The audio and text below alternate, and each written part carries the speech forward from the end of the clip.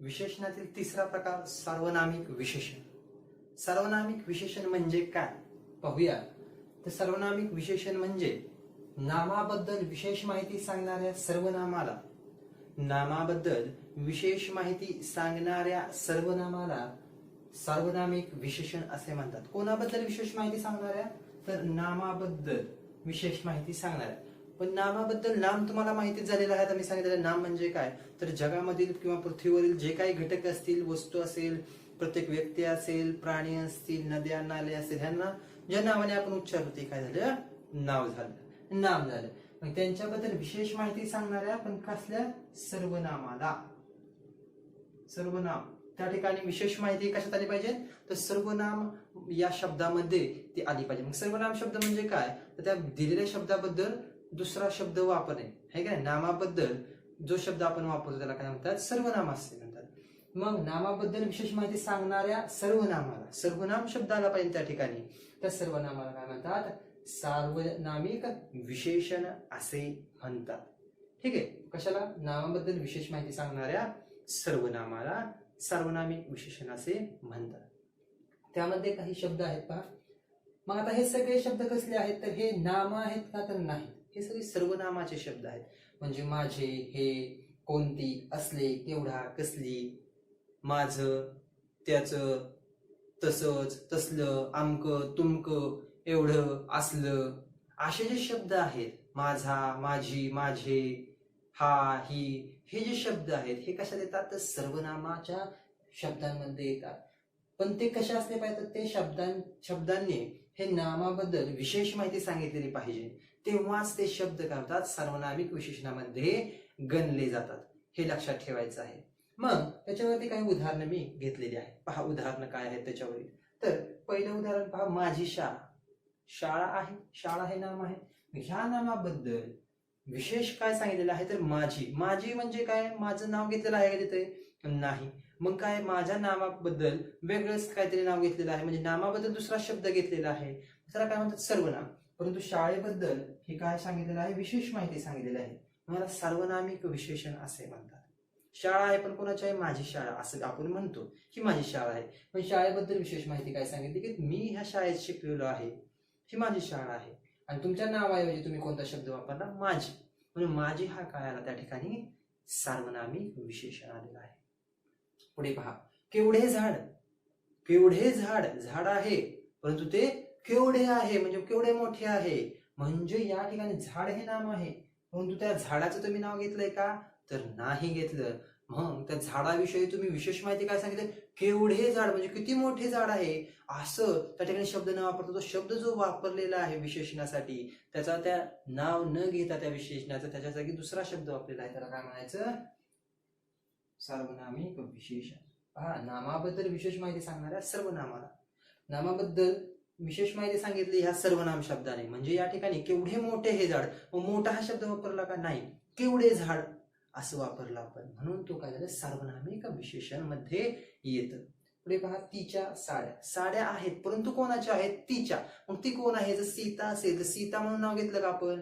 तर नाही, सीताच्या ऐवजी आपण काय घेतलं? तिच्या घेतलं, म्हणजे तो काय झाला? सर्वनाम झाला. साड्या आहेत, विशेष काय आहे या साड्यांमध्ये? तर त्या साड्या कोणाच्या आहेत? विशेष काय आहे? विशेष माहिती काय सांगितली? तर सीताच्या साड्या आहेत, म्हणून तिच्या हा शब्द जो आहे तो काय आहे? विशेष, म्हणजे सार्वनामिक विशेषण आहे. कसं? तर तुम्ही पाहिलं की इथं सीता, ह्या साड्या सीताच्या असतील तर सीताच्या ऐवजी आपण काय वापरलं? तिच्या वापरलं. तिच्या काय? सर्वनाम शब्द आहे, बरोबर नाही? साड्याबद्दल काय विशेष माहिती सांगितलेली आहे? तर साड्या कोणाच्या आहेत? तर सीताच्या आहेत, पण सीताच्या बद्दल आपण शब्द कोणता वापरलाय? तिच्या. म्हणून हा शब्द सार्वनामिक विशेषणामध्ये येतो. पुढे पहा, माझे पुस्तक. पुस्तक आहे परंतु कोणाचे आहे? माझे. माझं नाव घेतलंय का? नाही. पुस्तकाबद्दल विशेष माहिती सांगितलेली आहे की हे पुस्तक माझे आहे, ह्याचे आहे, बरोबर नाही? परंतु नाव दिलेलं आहे का त्याचं? तर नाही. विशेष माहिती सांगितली म्हणून हे विशेषण आलं. पुस्तकाबद्दल विशेष माहिती सांगितली. आपण जसं की पहिल्या प्रमाणे आपण पाहतो की पद्धत कशी आहे, आपलं शोधण्याची पद्धत कशी आहे. तर दिलेल्या नामाचं विशेषण शोधायचं आहे, विशेष माहिती. पुस्तकाबद्दल विशेष माहिती काय दिलेली आहे? तर माझे पुस्तक. म्हणजे माझे हा शब्द या ठिकाणी विशेषण आहे, परंतु विशेषणात तो कोणत्या प्रकारामध्ये येतो ते शोधायचं. मग विशेषण शोध, ते कोणत्या प्रकारात येतं ते पण शोधायचं. म्हणजेच गुण आहे का पुस्तकाचा माझे? नाही. संख्या आहे का 1 2 3 चौपट दुप्पट असं काही दिलेलं आहे का? तर नाही. मग या ठिकाणी सार्वनामिक विशेषणच राहिला तिसरा प्रकार त्यातला. माझे पुस्तक म्हणजे सर्वनाम आहे, त्या ठिकाणी कोणत्याही व्यक्तीचं नाव दिलेलं नाहीये, बरोबर की नाही? माझे पुस्तक असं सांगितलेलं आहे. मग माझे म्हणजे विशालचं पुस्तक असेल तर तू म्हणताय माझे पुस्तक, म्हणजे त्या ठिकाणी विशालने स्वतःचं नाव घेतलेलं आहे का? नाही. विशालने स्वतःचं नाव घेतलेलं नाही विशाल म्हणून असं. त्या ठिकाणी त्यांनी स्वतःबद्दल, स्वतःच्या नावाबद्दल एक शब्द वापरला माझे.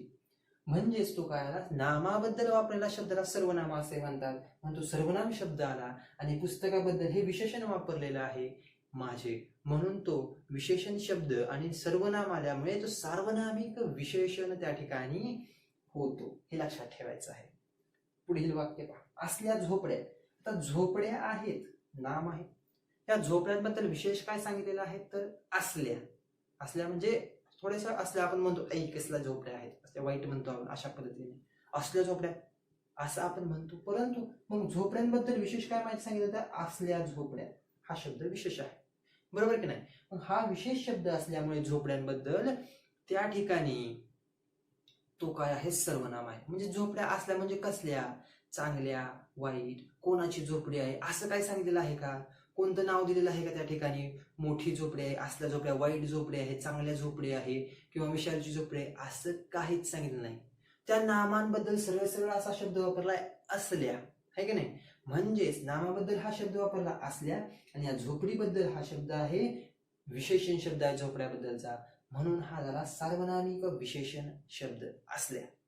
पुढे पहा. तो पक्षी. या ठिकाणी पक्षी हे नाम आहे. ह्या नामाबद्दल विशेष काय माहिती सांगितले? तो पक्षी. म्हणजे तो हे काय झालं याचं विशेषण सांगितलेलं आहे की काहीतरी विशेष सांगितलं. जसं की आपण एक वाक्य पहिल्यांदाच पाहिलेलं आहे की विशेषण हे नामाची व्याप्ती कमी करते. म्हणजे जर कुत्रा सांगितलं कुत्रा आणि त्यामध्ये जर आपण म्हणजे काळा कुत्रा, तर तुम्ही लगेच म्हणता एवढ्या 10-15 कुत्र्यात तोच काळा कुत्रा आहे, म्हणजे लगेच तुम्ही एवढ्या मोठ्या कुत्र्यामधून एकाच कुत्र्यावरती येता. तशाच पद्धतीने अगदी थवाच्या थवा आहे पक्ष्यांचा आकाशामध्ये आणि तुम्ही जर म्हणता तो झाडावर बसला, तो पक्षी झाडावर जो बसलेला आहे तो तुम्ही दाखवला, तर तो काय झाला विशेषणामध्ये येतो, कारण की तो नामाची व्याप्ती कमी करतो, बरोबर की नाही? मग या ठिकाणी त्या पक्षाबद्दल विशेष काय सांगितलं आहे की तो, मग तो काय झाला याचं विशेषण आहे, ठीक आहे. पण विशेषणामधला तो हा नेमका कोणता प्रकार आहे? पक्षाचा गुण सांगितलेला आहे का तो? तर नाही, बरोबर. पक्ष हलका आहे, चोच लांब आहे, हा त्याचा गुण झाला. परंतु ह्या पक्षाचा हा तो गुण नाही. मग संख्या आहे का? 1 पक्ष आहे, 2 पक्ष आहेत, 3 पक्ष आहेत, तर नाही, संख्या सुद्धा या ठिकाणी दर्शविलेली नाहीये. मग या ठिकाणी काय आहे तर तो पक्षी म्हणजे या ठिकाणी त्या पक्षाचं नाव घेतलेलं नाही, त्या पक्षाच्या नावाबद्दल तो असं आपल्याला उच्चारलेलं आहे. म्हणजे नामाबद्दल जो शब्द वापरलेला सर्वनाम असे म्हणतात. म्हणजे हा सर्वनाम शब्द आला आणि पक्षाबद्दल तो विशेष माहिती सांगितलेली आहे, म्हणजे तो सार्वनामिक विशेषण या ठिकाणी होत आहे. म्हणजेच तो होता तो हा शब्द सार्वनामिक विशेषणामध्ये येतो, हे लक्षात घ्यायचं. म्हणजेच काय तर नामाबद्दल विशेष माहिती सांगणाऱ्या शब्दाला सार्वनामिक विशेषण असे म्हणतात. लक्षात घ्यायचं, त्या ठिकाणी फक्त सर्वनामाचे शब्दच आले पाहिजेत, कोणतंही नाम नाही आलं पाहिजे. त्या नामाबद्दल विशेष माहिती सांगणारा शब्द तर पाहिजेच पाहिजे, परंतु तो शब्द सर्वनाम शब्द देखील पाहिजे, तरच ते सार्वनामिक विशेषण होतं. हे अत्यंत महत्वपूर्ण आहे, हे लक्षात ठेवायचं. आणि त्याचे काही शब्द जे आहेत असले, केवढा, कसली, कोणती, माझे, हे, माझा, माझी, असे जे शब्द आहेत असला, तसला, तमका, तुमका, हे शब्द विशेष सर्वनामाचे शब्द यामध्ये येतात, परंतु ते विशेष नामाबद्दल विशेष माहिती सुद्धा त्या शब्दांनी सांगितलेली पाहिजे. हे अत्यंत महत्वाचं आहे. आणि त्याच्यामध्ये आपण काही उदाहरणं पाहिली, माझी शाळा, केवढे, तिच्या, माझे, असल्या, तो, हे सर्व सर्वनामाचे सार्वनामिक विशेषणाची उदाहरणाचे शब्द आहेत. आता आपण त्याच्यावरती नेमकं सार्वनामिक विशेषण वाक्यामध्ये कसं विचारलं जातं ते सुद्धा आता आपण विशेषण पाहिले, विशेषणाचे 3 प्रकार पाहिले. आता आपण त्याच्यावरील प्रश्न कशा रीतीने विचारले जाऊ शकतात ते प्रश्न आता आपण पाहणार आहोत. त्यातला पहिला प्रश्न पहा. बोलका पोपट उडून गेला. बोलका पोपट उडून गेला. अधोरेखित शब्दाचा विशेषणाचा प्रकार सांगा. अधोरेखित शब्द कोणता आहे तर बोलका हा अधोरेखित शब्द आहे, त्याचा विशेषणाचा प्रकार विचारलेला आहे. ठीक आहे. विशेषणाचे प्रकार आहेत 3: गुणवाचक विशेषण, संख्या विशेषण आणि सार्वनामिक विशेषण. या ठिकाणी पर्याय सुद्धा ते दिलेले आहेत: संख्या विशेषण, सार्वनामिक विशेषण, गुण विशेषण आणि विशेष नाम देखील हा पर्याय दिलेला आहे. परंतु विशेषणाचे तर 3च प्रकार आहेत. विशेष नाम पर्याय कस काय आला या ठिकाणी, तर तो येऊ शकत नाही, म्हणून तो लगेच आपण क्रॉस करूया, कट करून टाकूया. म्हणजे आपल्याला एक पर्याय कट झालेला आहे. ठीक आहे, राहिले 3च फक्त. त्यामध्ये आपल्याला शोधायचं आहे की पोपट बोलका हा शब्द आपल्याला दिलेला आहे अधोरेखित शब्दाचा. मग संख्या विशेषणामध्ये काय दर्शवलं जातं? संख्या दर्शवली जाते. म्हणजे 1, 2, 3, 5वा, 6वा, 7वा, 60वा, 50वा, प्रथमा, द्वितीया, चौपट, दुप्पट अशा प्रकारचे शब्द असतात. किलो, पाव किलो, 2 किलो, ते संख्या विशेषणामध्ये येतात. हे येत नाही. दुसरं आहे सार्वनामिक विशेषण. सार्वनामिक विशेषण म्हणजे नामाऐवजी वापरला जाणारा जो शब्द आहे तो शब्द त्या वाक्यामध्ये येतो, परंतु त्या शब्दाने नामाचा विशेष माहिती नामाची सांगितलेली पाहिजे.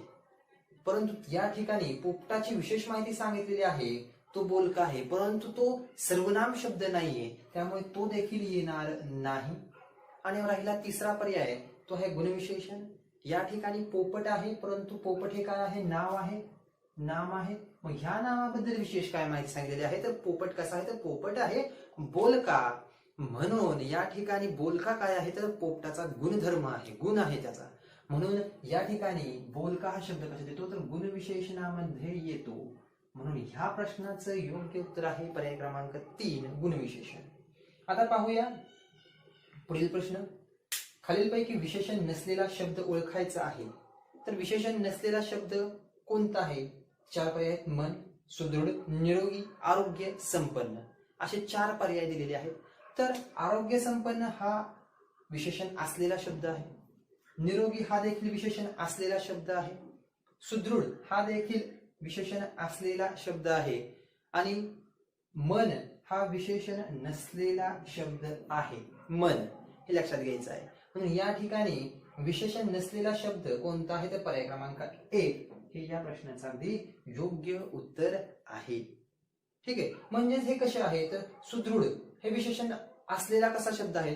तर या ठिकाणी सुदृढ, बालक सुदृढ आहे, बालक सुदृढ आहे, बालक आहे परंतु कशा आहे? सुदृढ, विशेष झालं. निरोगी, बालक कशा आहे? निरोगी आहे, निरोगी विशेषण.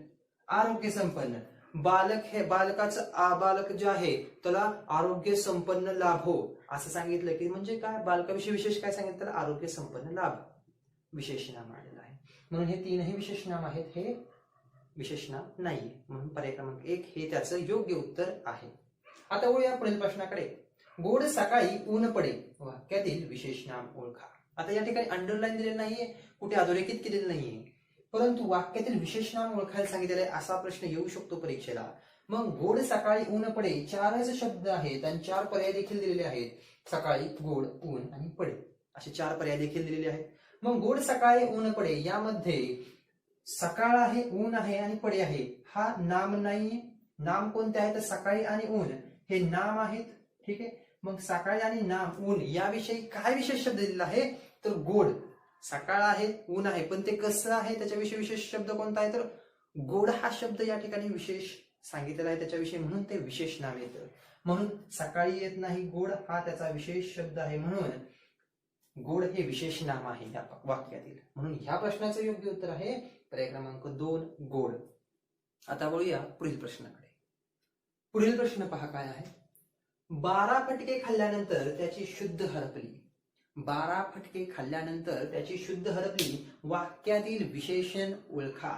वाक्यातील विशेषण ओळखायला सांगितलेलं आहे. पर्याय फटके, त्याची, शुद्ध आणि 12. पहा यामध्ये फटके खाल्ल्यानंतर त्याची शुद्ध हरपली, 12 फटके खाल्ल्यानंतर. मग नामाविषयी विशेष माहिती काय सांगितलेली आहे? तर या ठिकाणी पहा की फटके हे नाम आहे, खाल्ल्यानंतर म्हणजे ते क्रियापदाचा प्रकार आहे, खाल्ले, त्याची सर्वनाम आहे, शुद्ध नामाचा प्रकार आहे त्या ठिकाणी, आणि हरपली म्हणजे क्रियापदाचा प्रकार आहे, त्यामध्ये क्रियापद येतं. परंतु या ठिकाणी विशेषण काय सांगितलेलं आहे? विशेष माहिती काय सांगितलेली नामाबद्दल? तर फटक्यांबद्दल विशेष माहिती काय सांगितलेली आहे? तर 12 दिलेले आहेत फटके. फटक्यांविषयी माहिती काय सांगितलेली आहे विशेष? तर 12 फटके दिलेले आहेत. म्हणजेच 12 हे काय झालं, फटके या नामाविषयी विशेष माहिती झालेली आहे आणि त्यामुळेच ते काय आहे, विशेषण आहे. म्हणजेच फटके येणार नाही, त्याची येणार नाही, शुद्ध येणार नाही, परंतु 12 हे काय येणार आहे, विशेषण येणार आहे. म्हणून या प्रश्नाचं योग्य उत्तर आहे पर्याय क्रमांक 4. आता वळूया पुढील प्रश्नाकडे. पुढील प्रश्न पहा. सिंह हा जंगली प्राणी आहे. सिंह हा जंगली प्राणी आहे. वाक्यातील विशेषण ओळखायचं आहे. परंतु या ठिकाणी पर्यायी उत्तर देखील वेगळी दिलेली आहेत. त्यासाठी व्यवस्थित हा प्रश्न सोडवायचा आहे. पहिला पर्याय जंगली, दुसरा सिंह, तिसरा प्राणी आणि चौथा हा आहे. मग सिंह हा जंगली प्राणी आहे. सिंह हे काय आहे, तर नाम आहे. सिंह हे काय आहे, नाम आहे. मग सिंह या प्राण्याविषयी, प्राणी देखील नाम आहे, सिंह या प्राण्याविषयी काय विशेष माहिती सांगितलेली आहे, तर तो जंगली आहे ही त्याची विशेष माहिती आहे. म्हणजे विशेष शब्द कोणता आहे, तर जंगली आहे हे लक्षात घ्यायचं. मग विशेष शब्द जो असतो त्याला काय म्हणतात, विशेषण असे म्हणतात, विशेष माहिती सांगणाऱ्या शब्दाला. मग जंगली हा जो शब्द आहे तो उत्तरामध्ये 1 नंबरला आलेला आहे इथे, म्हणून उत्तर लगेच 1 लिहायचं नाही, कारण की त्याचे पर्यायी उत्तर वेगळेच दिलेली आहेत. त्याच्यामध्ये जे उत्तर एक जिथे असेल तेच उत्तर घ्यायचं आहे. पहिला पर्याय केवळ 1 योग्य, या ठिकाणी 1 योग्य इथेच दिलेलं आहे. म्हणून ह्या प्रश्नाचं उत्तर पर्याय क्रमांक 1 हे असणार आहे. परंतु दुसरे पर्याय देखील आपल्याला बघायचे आहेत. केवळ 4 योग्य नाही, केवळ 3 योग्य नाही आणि केवळ 2 योग्य देखील नाही.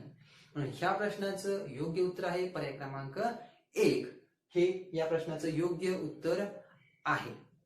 म्हणजेच आज आपण विशेषण म्हणजे काय, त्याचे 3 प्रकार, गुणवाचक, संख्यावाचक, संख्याविशेषण, गुणविशेषण आणि सार्वनामिक विशेषण हे पाहिले. आणि त्याच्यावरील जे काही प्रश्न असतात, परीक्षेला कशा पद्धतीने प्रश्न पडू शकतात ते देखील आज आपण या ठिकाणी